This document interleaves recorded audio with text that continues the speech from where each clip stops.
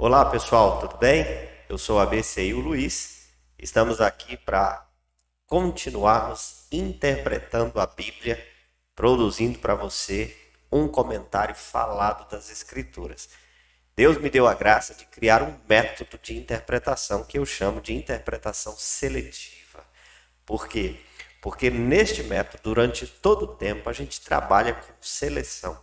Selecionamos os personagens, classificamos esses personagens através também de um processo de seleção e a partir daí descobrimos as verdades que foi dito sobre esse personagem e aplicamos isso para as nossas vidas. É um método simples que qualquer um pode aprender se você se dedicar um pouquinho. Com todas as aulas que nós já temos nesse canal, você também pode aprender. Eu escolhi um livro pequeno que nós vamos interpretar quase que de uma vez só. Serão várias aulas nesse livro para que você possa degustar uma a uma, para que você possa observar como a interpretação é feita e meu desejo é que você aprenda a interpretar, fique até melhor do que eu, ok? O livro escolhido é o livro de Judas. Judas é um livro bem pequenininho que fica lá no final das Escrituras. Eu vou abrir aqui a minha Bíblia para que você possa ir dar uma olhada então no livro de Judas. O livro de Judas não tem capítulos, o livro de Judas tem apenas os versículos, né? Ele é um livro completo.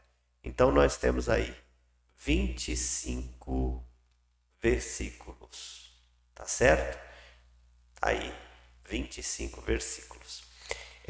A Bíblia que eu estou mostrando aqui é atualizada, Strong, no software Oliver Tree,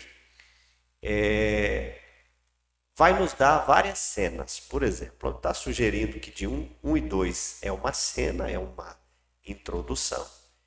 Está sugerindo que do 3 ao 4 nós temos uma outra cena, né, incentivando os cristãos a lutar pela fé. Do 5 até o 16, eles estão dizendo que é uma outra cena, falando de exemplos de punição. Do 17 até o 23, eles estão dizendo que é outra cena, falando que é uma profecia e exortações. E aí a conclusão dos versos 24 e 25. Eu fiz a leitura desse livro e eu chego à conclusão, tá? Isso pode mudar de pessoa para pessoa, você precisa ler. A descoberta de cenas é um exercício de leitura. Não é algo que os teólogos conseguem descobrir as cenas porque eles estudaram, não. Qualquer pessoa pode entender de onde a onde vai uma cena lendo. É só ler. Então, depois de ler o livro de Judas, eu concordo que os versos 1 e 2 é uma introdução. Né? Tá muito claro, é só você ler, você vai perceber que é uma introdução. Então, eu aceito esta cena. A partir do verso 3, a gente tem uma, duas, vou continuar com a Bíblia aqui, tá? A gente tem duas, três, quatro cenas. Eles estão fazendo uma sugestão de 5 cenas, então. Eu discordo dessa divisão de cenas e eu vou ficar com cena 1, a introdução, cena 2, o exemplo de pessoas erradas, as consequências desses erros, no passado, as consequências no passado e as consequências no futuro.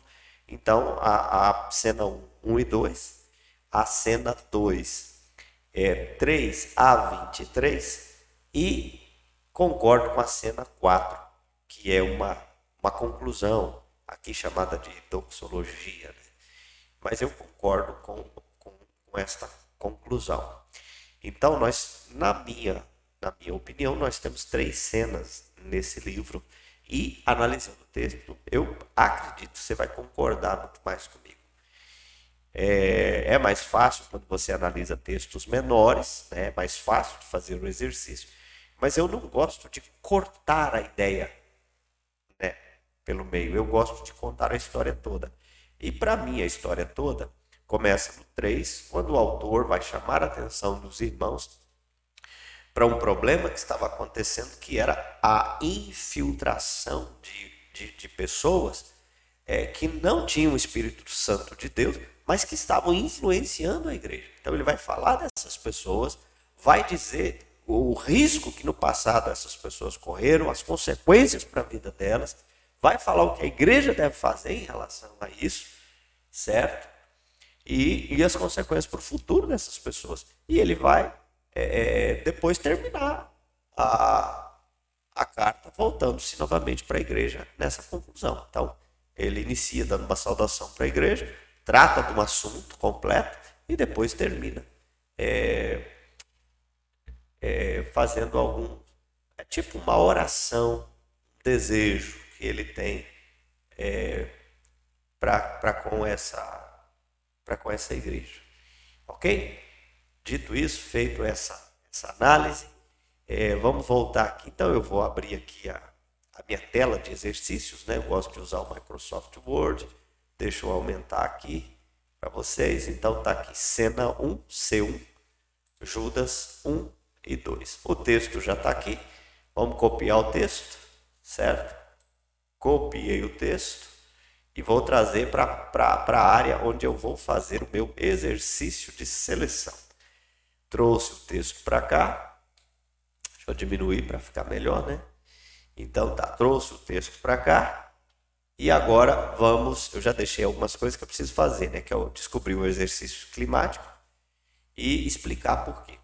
Então tá, como é que a gente faz o exercício de seleção? Eu vou copiar aqui o número 1 e vou colocar esse número 1 em todas as palavras que são personagens, tá? Servo é personagem? Sim, servo é uma palavra que representa um personagem. Por quê? A palavra servo em si se refere a alguém, se refere a uma pessoa, certo? Então, nesse caso é Judas. Ele está dizendo que ele é um servo. Então, a palavra servo, que é um substantivo, é um personagem. A palavra de é um personagem? Não. E Jesus? Jesus, sim, é um personagem. Jesus Cristo é um personagem? Eu não gosto de deixar Jesus Cristo junto como se Jesus Cristo fosse o nome de Jesus. Não é. Então eu gosto de separar e na exposição nós vamos entender por quê. Na hora que estivermos fazendo a descoberta das verdades. Então, separo Jesus Cristo. Não é um nome composto, é um nome simples que foi acrescido de um qualificativo. Cristo seria quase um qualificativo, mas Cristo é um nome, então vai ficar. A palavra é personagem? Não. Irmão é um personagem, refere-se a uma pessoa. A gente já viu, Tiago é uma pessoa, personagem. Aos chamados. A palavra aos é a junção de uma preposição com pronome, mas o que predomina é o pronome. Então, aos é um personagem. A gente poderia deixar aos chamados sendo um personagem, mas eu vou apagar os chamados porque chamados é um qualificativo. Amados também é um qualificativo. Então, é o qualificativo desse aos, dessas pessoas aqui, né? Então, aos amados, aos chamados, ele está se referindo a uma igreja e dizendo que aquela igreja era chamada e amada. Chamado e amada são qualificativos, mas Deus é um personagem. Pai também é um personagem. Não é personagem. Guardados é uma ação.